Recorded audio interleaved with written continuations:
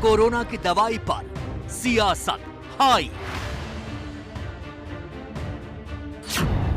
BJP office में मुफ्त injection बांटने पर बवाल। अमे 5000 इंजेक्शन આપવાનો કમિટમેન્ટ છે। ભારતીય જનતા પાર્ટીના માધ્યમથી અમે એનું વિતરણ કરી રહ્યા છીએ। एनसीपी का अटैक, बीजेपी का डिफेंस। इस देश में रेमडेसिविर की किल्लत बनी हुई है, महाराष्ट्र में किल्लत है, गुजरात में है, तो दूसरी तरफ भारतीय जनता पार्टी के कार्यालय से सूरत में मुफ्त में दवाई बांटी जा रही है। सरकारे अलग व्यवस्था करी છે અને ભારતીય જનતા પાર્ટી તરફથી જે વિતરણનો કાર્યક્રમ છે એ પણ અલગ છે। अब इंजेक्शन पर अटकी सियासत की सुई। नमस्कार, स्वागत है आपका एबीपी न्यूज में। आपके साथ मैं हूं अखिलेश आनंद। तो इस बुलेटिन की शुरुआत देश में तेजी से बढ़ रहे कोरोना संक्रमण की खबर के साथ। कोरोना की दूसरी लहर की रफ्तार पहले से बहुत ज्यादा तेज है, खतरनाक भी है, और सबसे ज्यादा खतरा तो महाराष्ट्र में है, जहां पिछले 24 घंटे में 55,000 से भी ज्यादा नए केस सामने आ गए। तमाम कोशिशों के बाद भी महाराष्ट्र में कोरोना पर लगाम नहीं लग पा रहा है। इसीलिए मुमकिन है कि महाराष्ट्र में कुछ ही दिनों के लिए संपूर्ण लॉकडाउन लग सकता है। महाराष्ट्र में कोरोना रोकथाम पर फैसला लेने के लिए टास्क फोर्स की बैठक शुरू हो गई है और इस बैठक में महाराष्ट्र के लिए बड़े फैसले लिए जा सकते हैं। तो महाराष्ट्र में लॉकडाउन लगाने पर अहम फैसला हो सकता है। किसी भी पल, किसी भी समय यह जानकारी सामने आ सकती है। टास्क फोर्स की बैठक शुरू हो चुकी है। तो मुंबई में कोरोना टास्क फोर्स की बैठक शुरू हुई है। जिस तरीके के हालात वहां पर बन चुके हैं, उसी के मद्देनजर कोई बड़ा फैसला लिया जा सकता है, यानी लॉकडाउन का फैसला सरकार ले सकती है। लगातार वहां पर कोरोना का संक्रमण तेजी के साथ बढ़ता हुआ, हालात बेकाबू होते जा रहे हैं।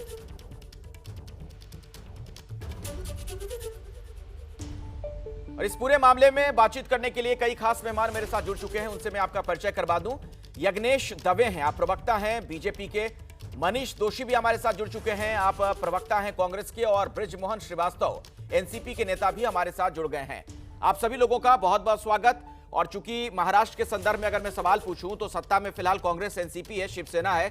तो आपसे बृजमोहन श्रीवास्तव जी, पहला सवाल, क्या यह हम मान के चलें कि वहां पर लॉकडाउन का ऐलान कभी भी हो सकता है? देखिए, वहाँ अभी बैठक शुरू हुई है और ये बहुत ही गंभीर विषय है और इस पे जो भी वक्तव्य आना चाहिए उससे सरकार की ओर से आना चाहिए। वहाँ मेरा कुछ भी कहना, इस पे कोई भी प्रतिक्रिया देना शायद वो उचित नहीं होगा। लेकिन ये मैं विश्वास दिलाना चाहता हूँ महाराष्ट्र की जनता को कि महाराष्ट्र के मुख्यमंत्री आदरणीय उद्धव ठाकरे साहब जो भी फैसला लेंगे वो आम आदमी के हित का होगा और इस प्रकार का होगा जिससे आम आदमी की सुरक्षा की जा सके, उसके स्वास्थ्य की चिंता की जा सके। मनीष जी, इसी पर आपकी प्रतिक्रिया भी जानना चाहूंगा। आप लोगों का क्या रुख है? लॉकडाउन लग जाना चाहिए महाराष्ट्र में?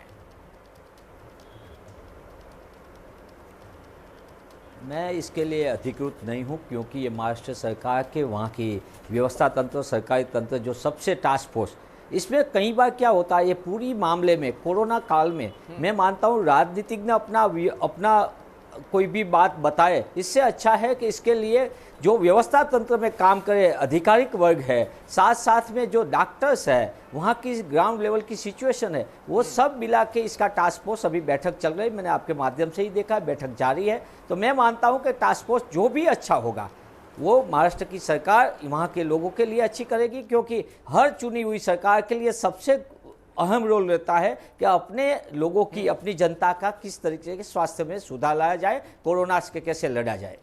चलिए, मैं आपके पास भी आता हूं। बीजेपी के जो नेता हमारे साथ जुड़े हुए हैं, लेकिन उससे पहले एक बड़ी खबर दर्शकों को बता दें कि देश में टीकाकरण के बीच कोरोना के इलाज में काम आने वाली दवा रेमडेसिविर पर सियासत शुरू हो गई। गुजरात के सूरत में बीजेपी ऑफिस में मुफ्त इंजेक्शन बांटने को लेकर एनसीपी ने निशाना साधा है। महाराष्ट्र सरकार में मंत्री और एनसीपी के नेता नवाब मलिक ने इसे लेकर प्रधानमंत्री मोदी के टीका उत्सव पर तंज किया है। देखिए किस तरीके से रेमडेसिविर को लेकर राजनीति शुरू हो गई।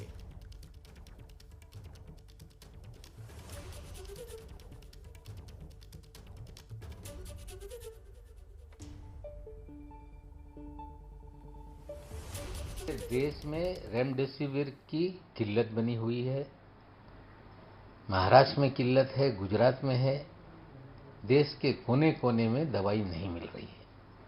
और दूसरी तरफ भारतीय जनता पार्टी के कार्यालय से सूरत में मुफ्त में दवाई बांटी जा रही है। क्या देश में राजनीतिक कारण से ये किल्लत पैदा की गई? बीजेपी को बताना पड़ेगा कि देश में जो पूरी व्यवस्था है उसे बगल करके दल के माध्यम से दवाई बांटने का कार्यक्रम क्यों करा जा रहा है? और ये दवाई आई कहाँ से? क्या कहीं सरकारी गोडाउन से चोरी की गई या कंपनी वालों पे दबाव बनाकर वसूल किया गया? हमें लगता है कि ऐसे संकट के समय में भी अगर रेमडेसिविर जैसी दवा को लेकर राजनीति होगी तो ये देश हित में नहीं है। और चलिए सीधे बीजेपी नेता का ही रुख कर लेते हैं। मेरे साथ यज्ञेश दवे जुड़े हुए हैं। यज्ञेश जी, बड़ा सवाल यही जो नवाब मलिक कह रहे थे, क्या अब दल के जरिए ये दवाइयां बटेंगी और कहां से ये दवाइयां आप लोगों तक पहुंची? नवाब मलिक का जो मैंने लास्ट उनका स्टेटमेंट जो सुना, उन्होंने बोला कि दवाइयों पर राजनीति नहीं होनी चाहिए। तो बात उनकी भी सही है कि दवाइयों पर राजनीति नहीं होनी चाहिए और खुद राजनीति कर रहे हैं।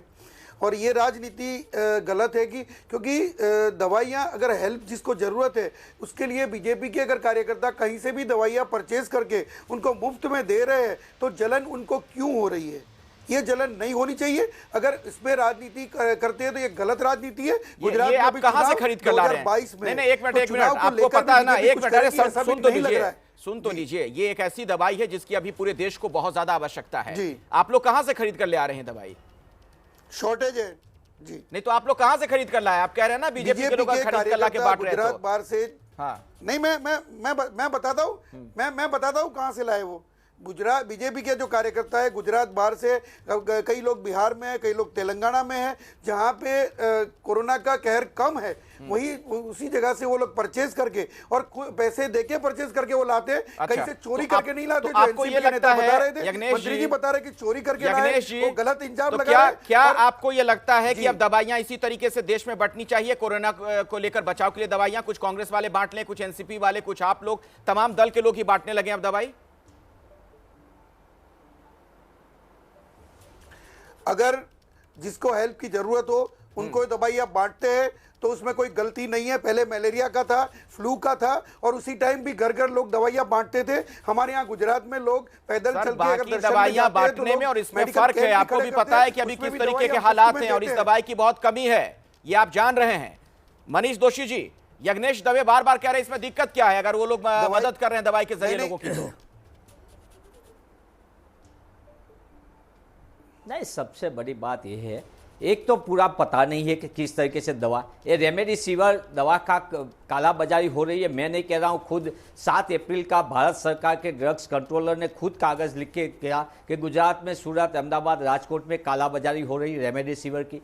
और एक तरफ ये सवाल है व्यवस्था दत्ता। आपने बहुत अखिलेश अच्छी बात रखी आपके बयान में पूछने के वक्त पे, जो बीजेपी के प्रवक्ता ने बात नहीं बताई, टाल दी। हकीकत ये है कि ये राजनीति करने का मौका नहीं है, सही बात है, सियासत नहीं करनी चाहिए, पर किस तरह के ये व्यवस्था तंत्र सरकार नहीं कर रही। सबसे जानने वाली बात अखिलेश ये है, एबीपी के माध्यम से मैं कह रहा हूँ कि खुद भाजपा के अध्यक्ष, जिसकी सरकार है भाजपा की, वो भाजपा के अध्यक्ष कह रहे हैं कि सरकारी व्यवस्था तंत्र नहीं कर पा रहा है, इसलिए हम ये कर रहे हैं।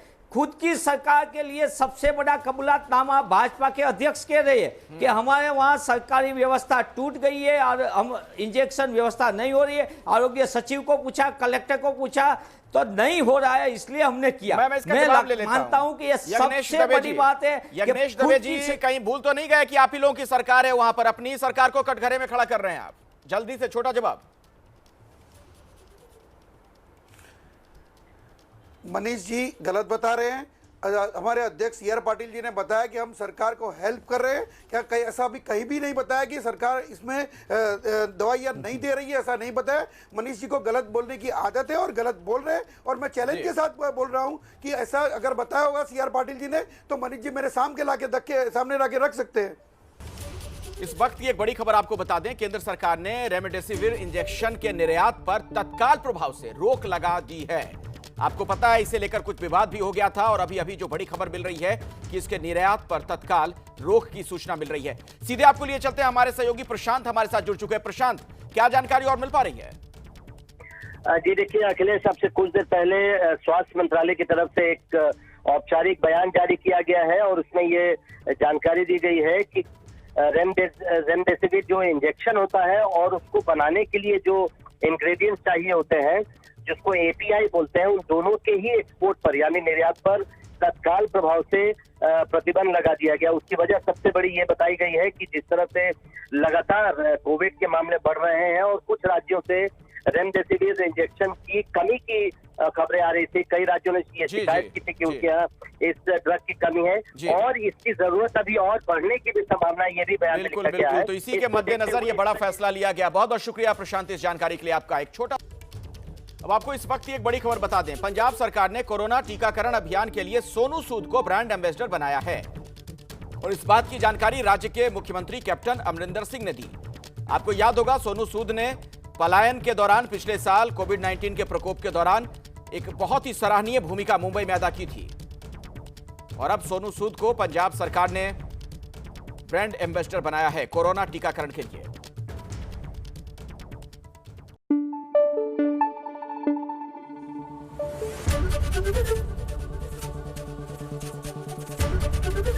एबीपी न्यूज आपको रखे आगे।